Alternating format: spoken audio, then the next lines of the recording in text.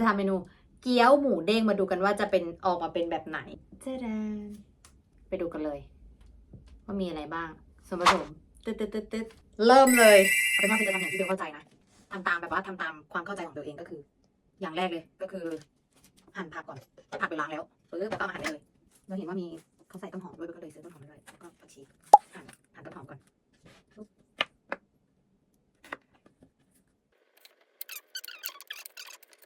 คือแบบบางทีอะก็แปลกเนาะว่าปะคือมันจะมีฤดูไหนไหมที่เป็นแบบว่าเป็นปกติอะทำไมถึงจะต้องแบบเป็นฤดูร้อนเป็นฤดูหนาวเป็นฤดูฝนอย่างเงี้ยไม่มีฤดูแบบว่าปกติบ้างอะคือพอเป็นฤดูร้อนก็ร้อนจนแบบโอ้โหเปิดแอร์ไม่เย็นอย่างเงี้ยพอหนาวปุ๊บก็หนาวจนแบบพอหนาวปุ๊บก็แต่ว่าอากาศหนาวก็ดีนะแต่พอหนาวเยอะๆใช่ปะก็คือไม่อยากอาบน้ำมาต่อให้อาบน้ำอุ่นออกมาก็คือเหมือนเดิมหนาวสั่นไม่ไหวแล้วถือว่าแห้งอีกต่างหากแล้วพอหน้าฝนปุ๊บเป็นไงพอหน้าฝนอะแล้วพอหน้าฝนจะออกไปไหนก็ลำบากฝนตกก็ต้องกางร่มอีกอะอย่างเงี้ยคือแบบไม่เคยมีอะไรที่เป็นแบบว่าเป็นพอดีอะนอกจากเราจะจัดการความรู้สึกตัวเองนอกจากเราจะดูแลความรู้สึกตัวเองคือถ้าหนักก็ผมผ้าใส่เสื้อกันหนาวร้อนก็กางร่มตัวกางร่มแค่นั้นมันจะพูดว่าอย่างไรวะที่จะว่าแบบว่ามันก็เปรียบเหมือนกับชีวิตประจำวันปกติทั่วไปนะคะคือแบบว่านี่มาจัดการแบบว่าสิ่งแวดล้อมได้ก็เลยต้องจัดการตัวเองแค่นั้นจบง่ายๆชิวๆคือไปซื้อมาอย่างไรนิดละหน่อยน่ารักซื้อมาแบบว่าเหมือนเล่นขนมหม้อแกงเนาะ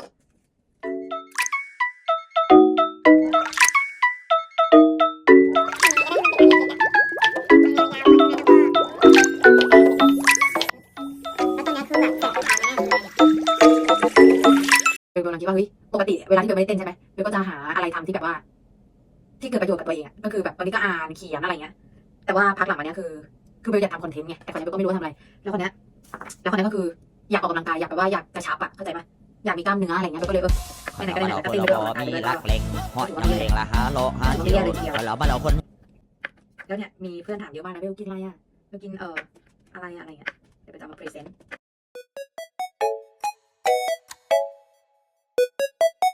เมื่อไหร่จะกินแ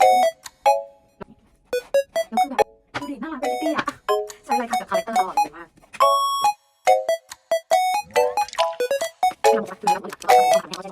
ประโยชน์เลยนะกลายเป็นแบบมีประโยชน์เลยแต่นี่ก็มีประโยชน์เหมือนกันเพราะว่ากินเห็ดเราก็ฉลาดบำรุงสมองนะกินเห็ดเข็มมารู้ยังแล้วคนนี้มาลุ้นกันว่าจะห่อยังไงคือห่อไม่เป็น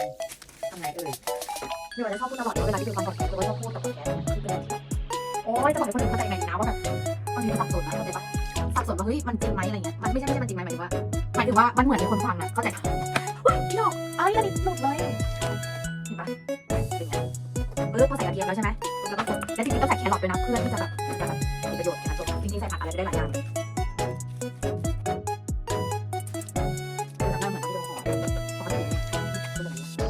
เอ้ยเราต้องทำก่อนได้ดีกว่า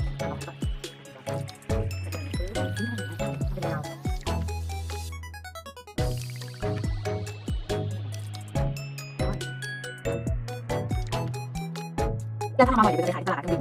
เพราะว่าตอนนี้เราเห็นว่าแบบเหมือนเขาพัฒนาอะไรสักอย่างแล้วก็แบบว่ามีร้านไอศครีมแล้วก็มีดนตรีมาเปิดคือถ้ามันเยอะอร่อยแล้วเดี๋ยวก็ไปตอนที่เปิดเป็นขายที่ตลาดเครื่องบินร้านเครื่องบินไปร้านเครื่องบินเจอกันเครื่องบินที่หอมเกี๊ยวได้น่ารักมาก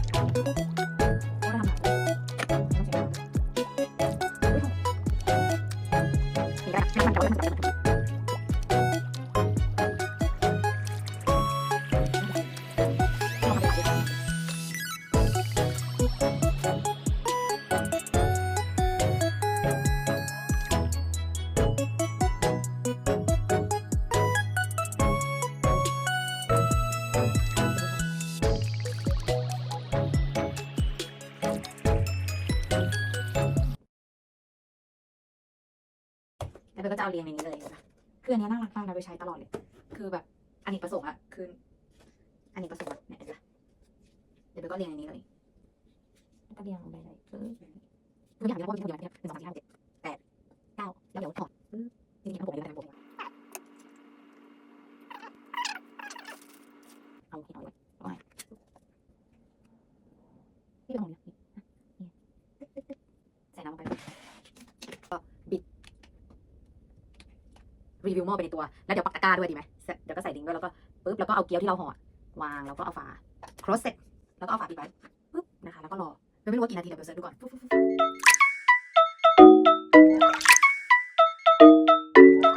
เราก็มาดูว่ามันจะสุกไหมนะดูแต่ว่าจริงๆเดี๋ยวว่ามันน่าจะต้องทาน้ำมันด้วยนะเละเลยอะจะหัวเขา